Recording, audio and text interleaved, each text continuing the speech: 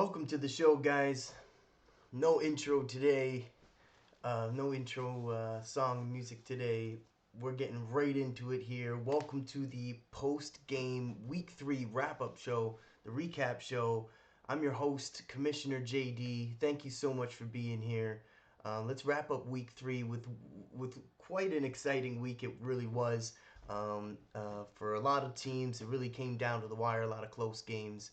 And I just want to talk about them a little bit with everybody. And yeah, so here we are. So let's get right into it. The CSFL is the Canadian Simulation Football League, where we allow AI and simulation and strategies to determine the outcome and not controller skills. So if you want to join, you can join today as a player, coach, or an owner. Join our Discord and find out for yourself. Let's walk right into it with these matchups.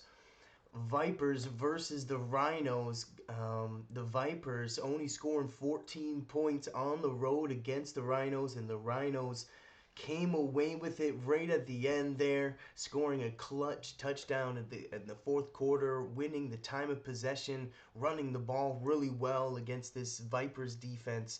And the Rhinos come away with the win with their brand new quarterback, J.J. Horton. So congratulations to the Rhinos and their first franchise win. I'm sure it'll be one of many. And the Rhinos looked very controlling in this game. Very well fight for them, and we actually were able to catch up with the Rhinos to have an interview with them. So let's get right into that interview. We caught them to talk to them about their Week 3 game.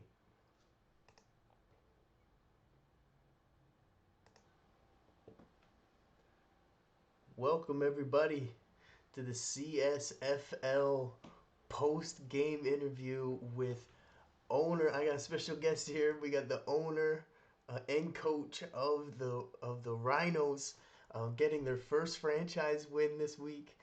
Um, in week 3, we're all excited for the Rhinos. We wanted to bring them in and get a special guest and ask them in person. Here we are. Here he is. Welcome, uh, Mr.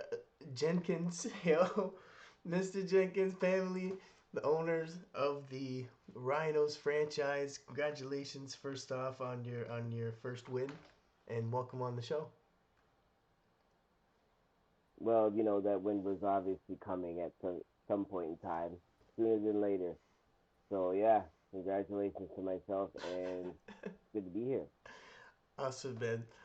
So, big game for obviously your new quarterback, J.J. Horton. Came in through 196 yards, 134.3 quarterback rating with a touchdown. But not only was he really good, was 82%, but the real story was the running back, Mark Marshall, going over 100 yards with 23 attempts. Um, the game plan seemed to change very differently from last week. Can you explain why you guys took this approach, and do you think that was the difference maker in this game, going against the um, really strong Vipers defense?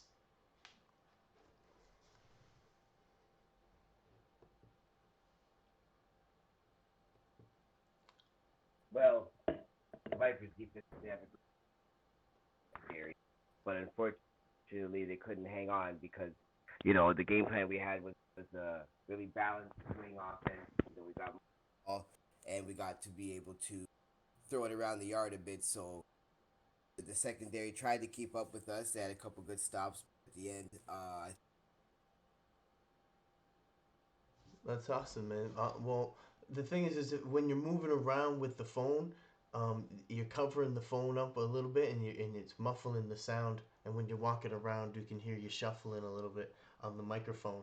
But I'm glad that that's the that's good, yo. That's good, man. You guys really did really well. You guys ended up finishing the week with the second best defense overall. What a big change from last week. That's for sure. Well, last questions I'll ask you before you go. I wanted to ask you the voting for three, we're all pretty convinced about who the defense player is going to be. With the two interceptions, Dragons middle linebacker Darnell Phillips, two interceptions in one game. We're all pretty convinced on him being the defense MVP. But who do you think, in your opinion, deserves the offensive MVP?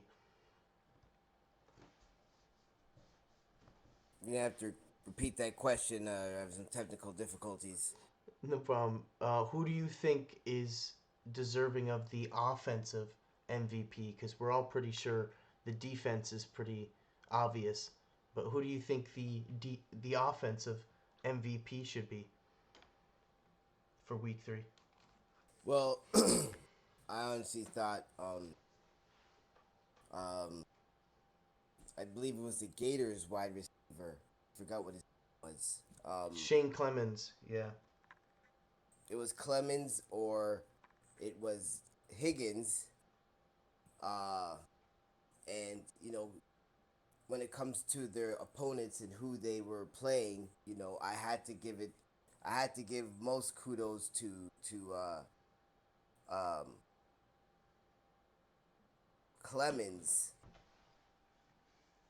because he was going up against the number one pass defense and he was still able to put up those kind of numbers as a wide receiver. And we all know the Blue Jays core of cornerbacks and secondaries are very. So, it was a hard one because on the other hand, you had Higgins who was playing against the same team, the Gators, and was able to put up uh, good numbers and have a productive day on the ground.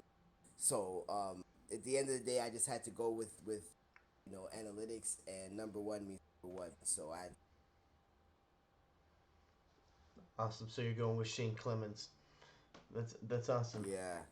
Awesome. Well, congratulations on your first franchise win, and I know there's more to come for the Rhinos. We're all excited about your next matchup next week. I believe you guys are going against the Blue Jays as well, so I'm sure you're going to be watching a lot of Blue Jays film coming up. So thank you so much for being on the show, and any last words before I let you go? The mic is Thanks yours. for having us. Go Horns. All right.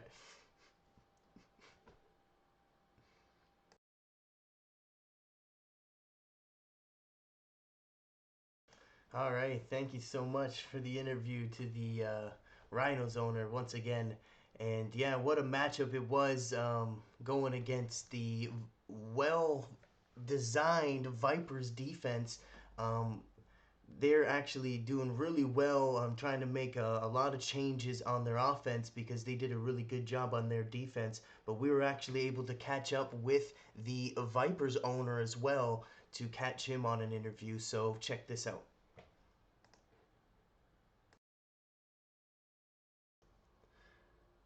Welcome everybody to the CSFL post game show. I'm excited to bring you the owner and coach of the Vipers franchise, um, Keegan Adley himself, the owner of the franchise. We're going to bring him in right now to ask him a few questions. Where is it? Boom, there he is. How you doing? And welcome to the show. And thanks for being here. Awesome, man. So, what a crazy game this game was this weekend. You guys ended up finishing with the eighth overall offense, in last in the league, but still were able to keep the number one defensive spot, keeping the team, the Rhinos, to 19 points again. Um, Looking extremely impressive on the defensive side. Absolutely, the whole league is taking notice to that. But the problem or the question that everyone asks is the offense and what's going on the offensive side of the ball, and what can the owners and the coaches do to turn this franchise around to scoring more points, because they're averaging 21 points a game right now, which is a league low.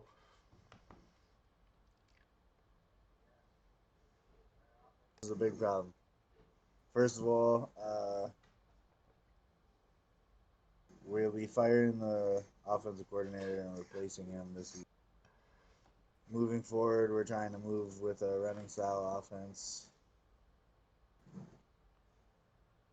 Not really sure too much else to give you, but definitely big focus on the offense this week. The defense, we're quite content with the defensive side of the ball. So moving forward, our main focus this week is on offense.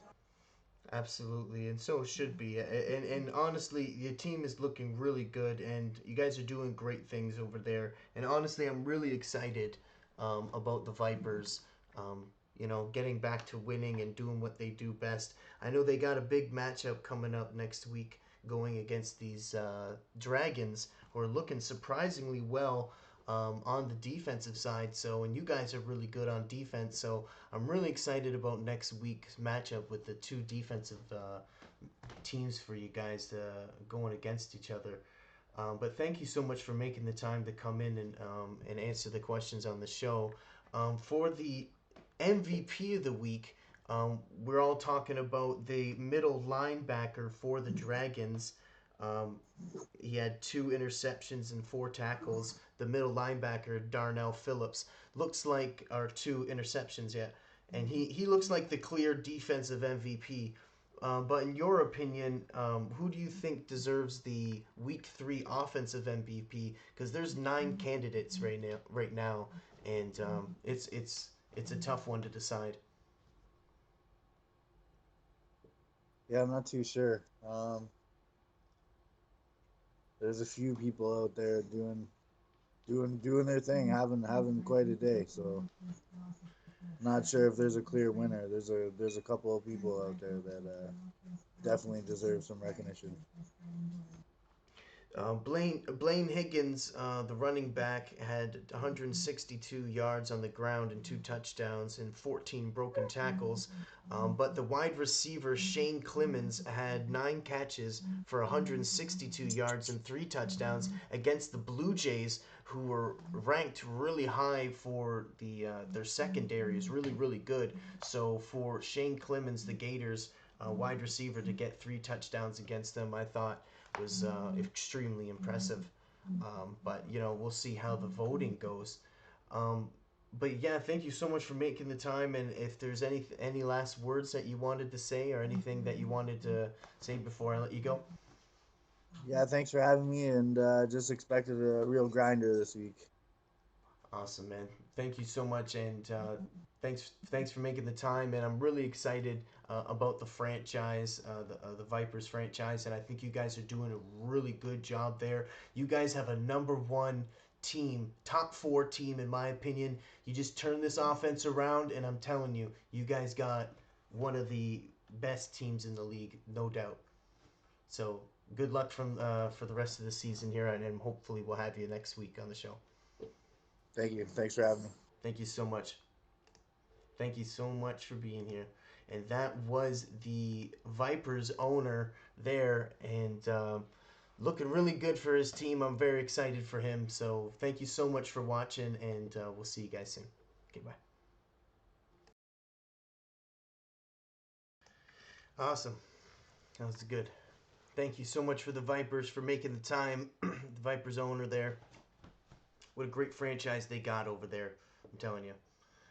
They're definitely a team that nobody wants to see. Nobody wants to play them, but what a game against these Rhinos and Vipers it was. Let's move on to the next game with the Blue Jays versus the Gators. What a game this game came right down to overtime. It was 31-20 um, in the fourth quarter, and the Gators come back and score 11 points to tie the game in the most dramatic fashion that you could possibly think of. Um, it was a great game to watch for fans, but must have been extremely frustrating for players and for the coaches to end in a tie. Multiple missed field goals are the result of this game, is what the story ends up coming back to. But again, what a performance by the Gators, because the Blue Jays were favored to win this one. They were 2-0 coming into this game, and the Gators were able to hold their own for the majority of the game. And then the Blue Jays looked like they were running away with it, and then the Gators came back and showed them what they were made of at home. And the Blue Jays showing their weakness in the fourth quarter there, with allowing the Eric Reeves to come back there, and what a throw to Shane Clemens there for the touchdown there to tie the game up there. Anyways, we were able to catch an interview with the Gators. So take a look at this because it's a good one. Welcome, welcome everybody to the CSFL post game show. We got a special guest with us here. We got the owner of the Gators franchise, Mr. William Pitt, here to join us. To talk about his team and with the crazy game that went down with the Blue Jays and the Gators going into overtime.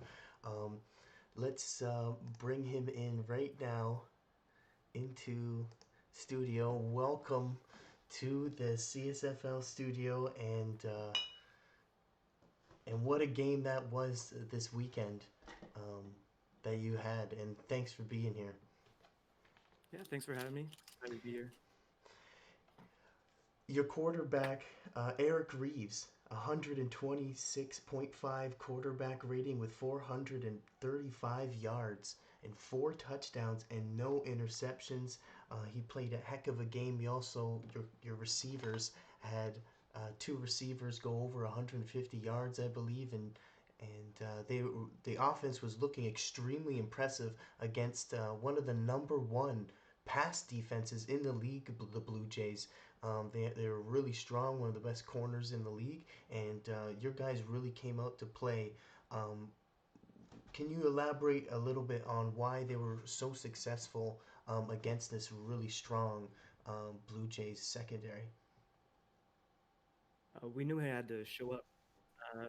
It was going to be a shootout, and I decided to make that kind of game by pulling out the New Orleans playbook. Didn't want to let them score as much as possible. I think I did that. We did that on the field, but yeah, couldn't finish it off. Yeah, it was a crazy game that went right down to the wire, and um, the Blue Jays just looked unstoppable there. But you were able to come back and tie the game right at the end of the game there, and I thought they were going to end it with that field goal, and it was just a little bit of a hook. But give us a little bit of your opinion on how you felt about the kickers, and how the game went down. It was heartbreaking. Geez, we missed. I don't know, like had like five field goals. I can look back at the game footage to confirm that, but geez, Louise, right before halftime, there was a couple of missed field goals.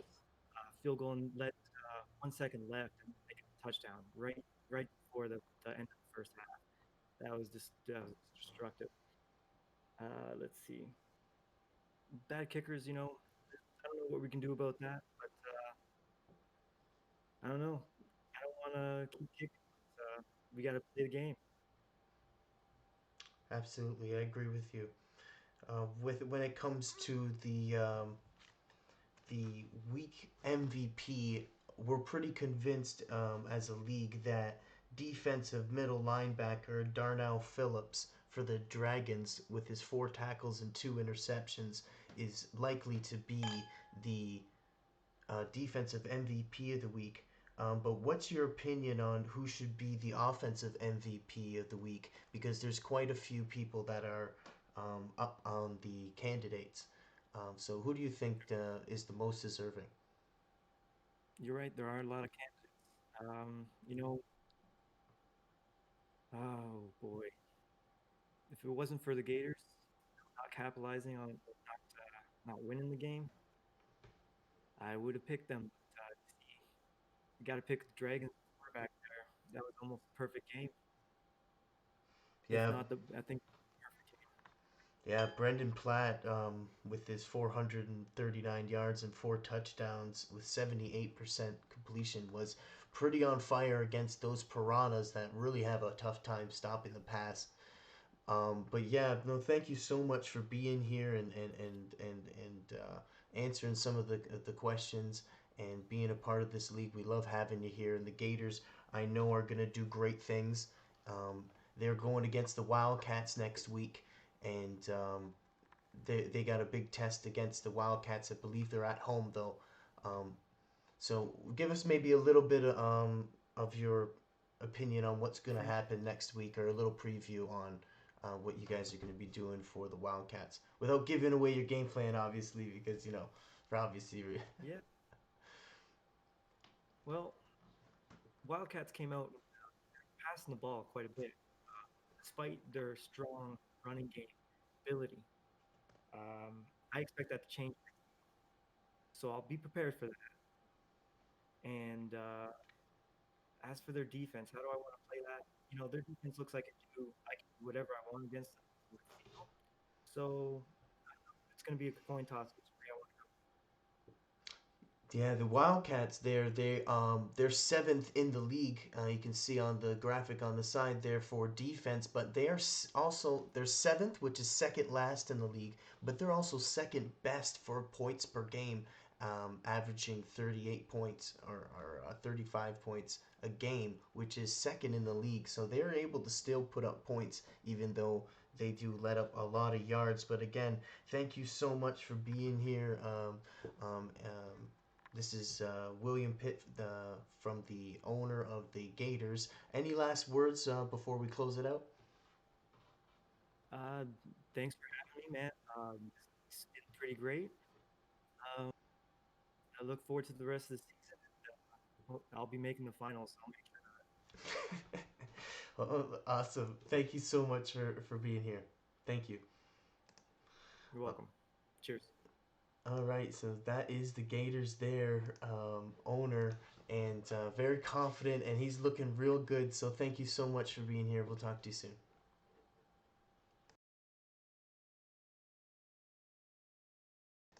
Wasn't that awesome? Awesome. Thank you so much for making the time. Thank you to the Gators owner for making the time for that interview. And the Blue Jays also looking really strong coming in this game 2-0. Now we're 2-0-1. Um, we were unable to catch up with them for an interview. They were unavailable.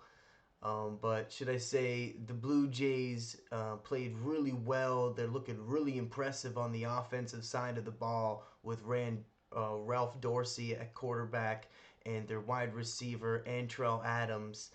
Also with George Coyle there playing extremely well, and of course their running back Blaine Higgins, or Bullet Train Blaine Higgins. Their running back is quite amazing. Never mind their defense also is filled with stars. So the Gators, big game from the Gators. I honestly thought they were going to beat them. But went right down to the wire and they end up in a tie. Let's move on to the third matchup out of the four matchups we had for the weekend. The next one is the Piranhas versus the Dragons. The Dragons end up coming away with another fourth quarter win. They are the team that is trailing 3 games in a row now, going into the fourth quarter and coming out with late leads.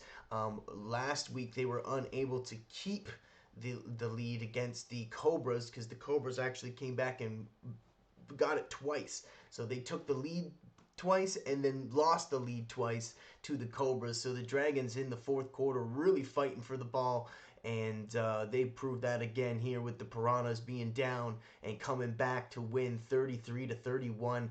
We had a scheduled interview for the Dragons, but he was unable to make it. And we weren't able to have an interview with the Piranhas owner as well. But if I could say something for these Dragons, they're extremely impressive. Also, congratulations to the owner of the Dragons for winning Coach of the Week with 505 yards, 3 takeaways, second fourth quarter comeback.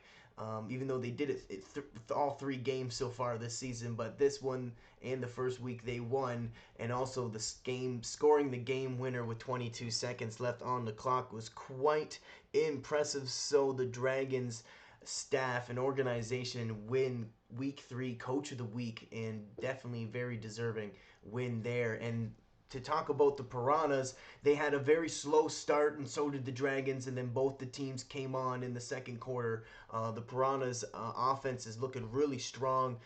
His quarterback, Alonzo Graham, is really, really good quarterback who's a left handed quarterback, but happened to crack the 1,000 yards first before anybody else in the league. So he's leading first, as you can see in the graphic in the corner there. They are first for passing yards with over 1,000 yards, and they're also first against the rush, so they can stop the rush.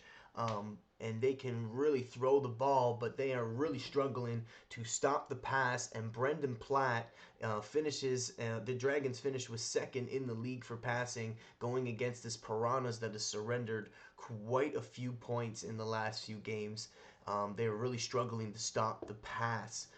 But the Piranhas still looking very promising and had the lead late in the game, but were unable to finish it. So again, what a great game this was to watch. If you watching one of these games or missed these games, make sure you go back and watch the week 3 Dragons versus Piranhas, because it really goes down to the wire. And then the last matchup, we'll wrap this show up, try to get it under 30 minutes. We're at 26 now. Wildcats versus the Cobras. The Cobras go on the road to go into the Wildcats. Wildcats desperate, 0-2 team going against a 2-0 team. Cobras were highly favored to win this by double digits, and they came out strong, throwing the ball, scoring 14 points in the first quarter, looking very, very strong. But the Wildcats were able to go blow for blow with them, scoring in every quarter and staying a little bit more consistent than the Cobras. There actually was a few times there was a fumble on the kickoff return for the Cobras. The Wildcats presumably turned it over and ran it back for a touchdown. They even changed the score on the board, but then the play was reversed after further review. So they weren't given the points, but they were able to steal a lot of momentum from that play, even though the play didn't go through, so to speak. It didn't deflate the Wildcats. They were able to stay very strong and very optimistic. Like, they're able to turn it over. It gave them a lot of momentum, and they came in strong and finished. They had a new quarterback and a brand new scheme on offense and a brand new scheme on defense, trying to switch things up to try to make it work for the Wildcats. Very impressive for the organization and the coaching staff to turn it around to beat these 2-0 Cobras. With a brand new quarterback, Jeannie Ingram, coming from the Rhinos trade, bringing him over here and upgrading their offensive line, doing very, very well, passing the ball, very efficient, getting it to their playmakers. And Cobras were unable to get interviews from either of these organizations, unfortunately, this week. Um, but the Cobras are extremely impressive. They are a team that no one wants to face.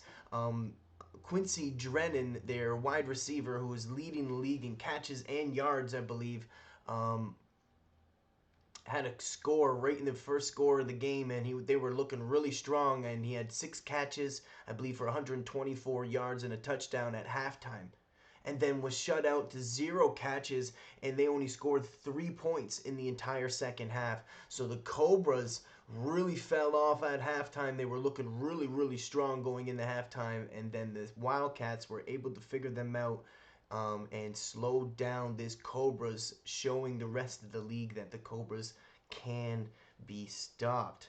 So besides that, we also had the MVP candidates for the league. Let's take a look at those real quick on the Who You Got Weekly. The defensive candidates are Dragons middle linebacker Donnell Phillips with 4 tackles, 2 interceptions, and then another Dragons cornerback, Willie Schwartz, 3 tackles and 1 interception. They had 3 interceptions on the day. The Dragons setting a league record for 3 interceptions in a game. Gators strong safety Antonio Smith had 9 tackles and a sack. Extremely impressive for a strong safety. And then the Gators again with the right outside linebacker Ralph Valls with his first start of the season, getting 3 tackles and an interception, which was huge for them. So make sure to vote for your Week 3 defensive MVP. Looks like everyone's voting for Darnell Phillips at the moment. And then offensive MVP, we'll wrap this up right here after this. We have quite a few wide receivers on the list, but the two stand out. Obviously, Shane Clemens with 9 catches, 162 yards, and 3 touchdowns. And then we got Dragons wide receiver Rashawn Pleasant with 5 catches, 179 yards, and 2 touchdowns. Those two wide receivers had a heck of a day. And then you look at these two quarterbacks here, Brendan Platt for the Dragons again, and then the quarterback for the Gators. Lots of Dragons and Gators this week, and both of them threw 4 touchdowns, so over 430 yards. But Brendan Platt had 78% completion rating with only 28 attempts. He was able to get that done. And then the Blue Jays running back Blaine Higgins, again for, I believe, the third week in a row, he's considered an offensive MVP, but probably won't get it again. He had 14 broken tackles, setting a league record for most broken tackles in a game, and he had 162 yards and 2 touchdowns. Absolutely bulldozer of a running back there in Blaine Higgins, and they're calling him Bullet Train Blaine Higgins, and for good reasons. That's for sure. Anyways, thank you so much for hanging out. If you got this far in the video, thank you so much. This is the thank you. And if you have any suggestions at all, if you want to be a part of the show, if you're a player, coach, or an owner, please let me know, and we will book you in on the next post game recap show. Also, if you want to play, you can join the Discord as a fan, and to get more further detail, the CSFL is the Canadian Simulation Football League, where we let AI and strategies determine the outcome, not controller skills. So join today, and thank you so much. Have a great day.